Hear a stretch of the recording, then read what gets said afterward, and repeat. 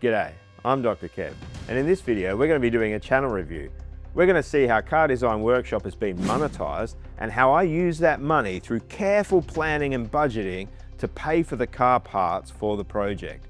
We're also going to see 5 ways to improve income from YouTube so that we can do even bigger and more projects. Let's get straight to the numbers. This channel was started at the start of October in 2024. And in order to get monetized, you need to hit 1,000 subscribers and 4,000 watch hours. And for this channel, that target was hit at the end of March in 2025. That's 6 months after the channel was started. I was pretty happy with that, so thanks guys. And since that time, this channel has earned a total of $178. Now in amongst that, we've had the first payment from YouTube, $125, which doesn't sound like a lot, but with careful planning, it can go a long way. So the big question is, what did I spend that money on? Well, the answer is here. It was this. Well, actually, 4 of these. 4 Enkei RPF1 wheels. Now, you're probably wondering how we managed to make that work. And it's really important that we use some good car project maths here. And I'm going to need to refer to my notes on this one. You see, we start with $125 payment, but we know that YouTube's owned by Google and Google is an American company. So it really should be working in US dollars there. So that's $125 US. And because I'm very carefully chosen to build this car using readily available parts from Japan, we're actually using Japanese money or the yen. And if we convert that $125 into yen, we end up with almost 18,000 yen, which is a pretty big number. Now the wheels, they cost $1,600 Australian. But you probably know, if you're a fan of Enkei wheels or Japanese wheels, that the RPF1 is actually based around the same technology in Formula One. And where do Formula One teams mostly reside? In the UK. So if we convert that $1,600 into pounds, we end up with 770 pounds. So we can take the income that we had, which was 18,000, and subtract that cost of 770, and we're actually left with 17,230, which is really quite a big number. And that's going to leave us plenty left over to buy a lot more parts. And see, this is really important when you're doing automotive YouTube channels and trying to get these products done, is you need to apply proper project car maths like this, and you can really stretch your dollars quite a long way. You may not even need YouTube to pay for your parts. You might just have enough lying around. Now, some of you will have noticed as I've gone through that I may have pulled a bit of a Swiftie on you. And you've actually seen this wheel before. That's right. I've already featured this in a previous video where we took these wheels, scanned them using a crayon scanner, and modeled them up in for the CAD. And you're probably wondering, how did I get the wheels before I had the money? And that's where we need to go into the project planning for cars. Well, you see, I've got this on a whiteboard because whiteboards are really good for planning. Now, normally we would start with getting some money here. Once we have this money, we can use it to buy the wheels. And the wheels are what we need to achieve our goal in the project. But that's just bad engineering. You see, when you're doing engineering and project planning, you need to start with a goal in mind and work backwards from there. So what we need to do is really turn this all the way around. And you see, this is the goal that we're working backwards from, and here's where we need the wheels, and here's the money. So you can clearly see that we can buy the wheels well before we have the money to do so. And if you follow those 2 rules about making sure you are doing your budgeting properly and making sure you're doing your timelines properly, that means that you can pretty much afford any car parts you want at any time. And that's a really important part of getting projects done. But you might be asking, I don't have enough projects and I need to earn more money from YouTube to increase the number of projects that I have. And that is where YouTube really helps out here. You see, YouTube has a lot of analytics, really powerful stuff. We can really dig into the data there, and I've picked out 5 things that can really improve our metrics with YouTube and increase the income that we receive. So, number 1, first up, YouTube's all about the views.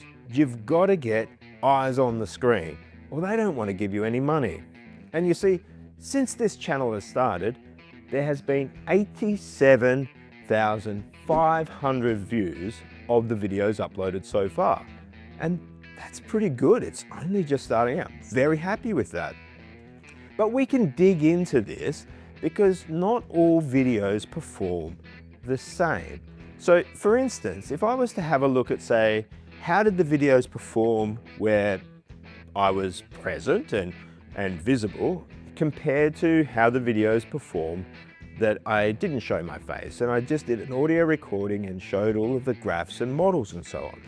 So we can break this data down and see into this. And we know out of those 87,500 views, 72,500 of those were on videos where I didn't show my face, and only 15,000 of those videos were there where I did show my face. And so we see that YouTube is much more likely to recommend videos that don't have my face in them. In fact, it's 4.5 times more likely that YouTube would recommend a video that doesn't have my face in.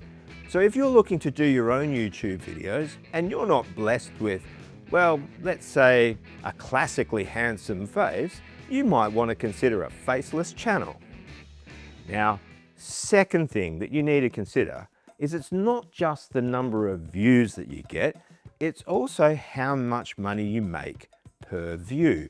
And YouTube calls this the RPM.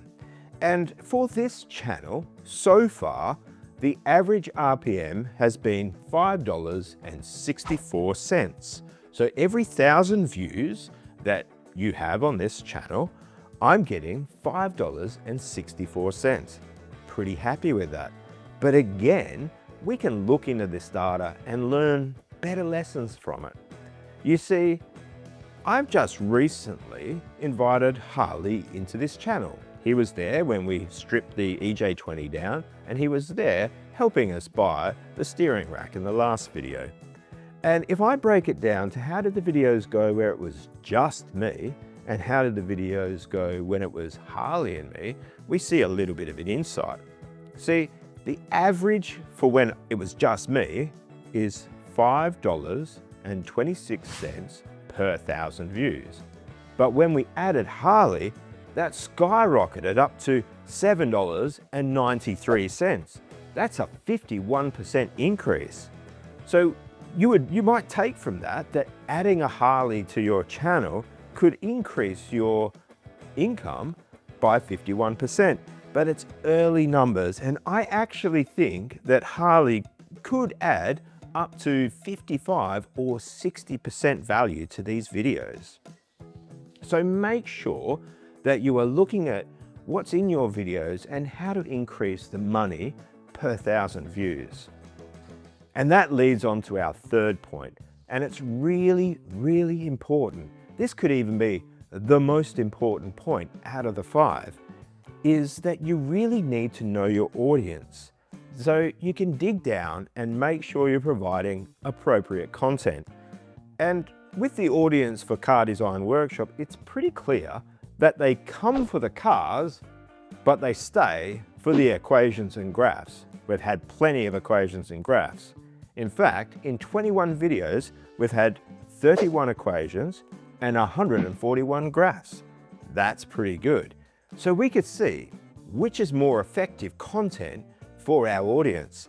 If we work that out on the numbers, that means that we're earning $5.74 per equation, but we're only earning $1.26 per graph. Now I want to just show you this data in a graph, but I figured I'd get a better return if I put it in an equation. And actually, doing the projects, I need to pay for the steering rack that I bought in the last video, and I calculated that's going to cost me 60 equations. Now, I don't want to make this a long video, and I'm not going to read out and explain 60 equations to you, so I'm just going to put it up on the screen. And that means that they're all there at once, and if you want to pause it on this screen to get your money's worth, you go for it. And that moves us to point 4, is that YouTube really wants to keep people with eyes glued to their screen. They want your videos to have retention. That's a key word. You'll see that in other creators that show you how to put YouTube videos together. And you see, what happens is as a video goes on, people start to fall off, and that's bad. By the end of the video, you might only have 25 to 30% of the people that started watching still there at the end, and that's just not good for business. So I've got a 3-pronged approach for positive retention, and this comes from my time working on race cars. The first one is that we're going to use locking nuts. Now these can be as simple as nylocks, but they're really effective at retaining. Second, we're going to use Loctite. Now this is a chemical compound, acts a little bit like a glue, but as long as you apply it to nicely prepared, clean surfaces, you're going to keep that there. And the last one, and it's the one I'm probably most reluctant to use, is lock wire. Now it is a really good positive retention mechanism if you can't get a lock nut in there, or if maybe Loctite's not suitable. Say if you've got to retain a bolt for a brake or something like that, the temperatures there are going to break down that Loctite. Now you'll also notice that I haven't mentioned spring washers. I'm not a huge fan. They damage the surfaces. So if you use that 3-pronged attack, you're pretty sure to make sure that your car nuts are retained. Now the last point is the one that I struggle with the most, but it's one that's really important to work with, and that's to communicate with your viewers. You see, since this channel has started, there have been 724 comments on the videos. That's an average of 2.7 comments per day.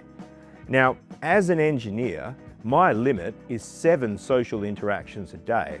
So I've got plenty of headroom left, although if I do increase the communication with viewers, I am probably going to have to become a slightly more distant husband and father. But that might be the cost of YouTube glory and completing these car projects. Now I hope these insights into the business of YouTube and how to use them to fund your car projects has been really helpful. And if you are thinking of doing this and trying it yourself, I highly recommend it. I've had an absolute blast and I'm not intending to stop anytime soon. Thanks for your time.